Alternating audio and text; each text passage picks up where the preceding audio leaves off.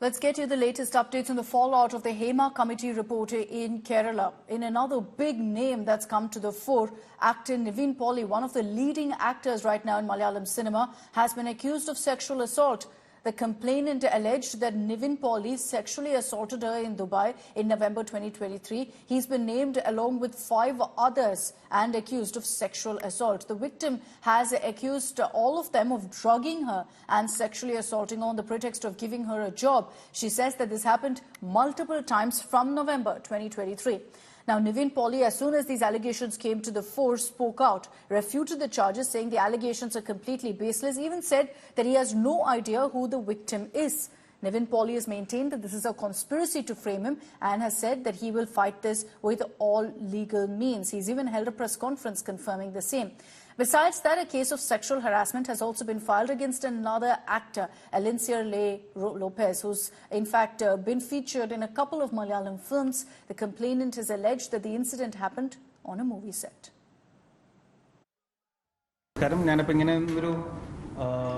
News ഇങ്ങനെ കണ്ടു, മാധ്യമങ്ങളിലൂടെയാണ് കണ്ടത്.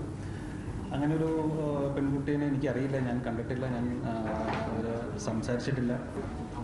ഒരു ബേസ്ലെസ് ആയിട്ടുള്ളൊരു അലിഗേഷനാണ്. ഞാനിവരെ നേരത്തെ പറഞ്ഞ പോലെ കാണുകയോ സംസാരിക്കുകയോ ഒന്നും ചെയ്തിട്ടില്ല. അപ്പോൾ ഇങ്ങനെ അലിഗേഷൻസ് വരുമ്പോൾ ഞാൻ ആദ്യമായിട്ടാണ് ഇങ്ങനെ ഒരു അലിഗേഷൻ ഫേസ് ചെയ്യുന്നത്. അപ്പോൾ മാധ്യമങ്ങൾ ഇങ്ങനെ വളരെ ഫ്ലാഷ് ന്യൂസായിട്ടൊക്കെ വരുമ്പോൾ അത് നമ്മളെ പല രീതിയിലൊക്കെ എഫക്ട് ചെയ്യുന്നുണ്ട്. നമുക്കും ഫാമിലിയൊക്കെ ഉള്ളതാണല്ലോ. അപ്പോൾ നിങ്ങളിങ്ങനെ ന്യൂസ് ഇടുന്നതുകൊണ്ട് കുഴപ്പമില്ല, പക്ഷേ അതിൻ്റെ ഒരു ബേസെങ്കിലും ഒന്ന് അന്വേഷിച്ചിട്ട് നിങ്ങൾ ഇത്തരം ന്യൂസുകളിലേക്ക് പോയാൽ നല്ലതാണെന്നൊരു അഭിപ്രായമുണ്ട്.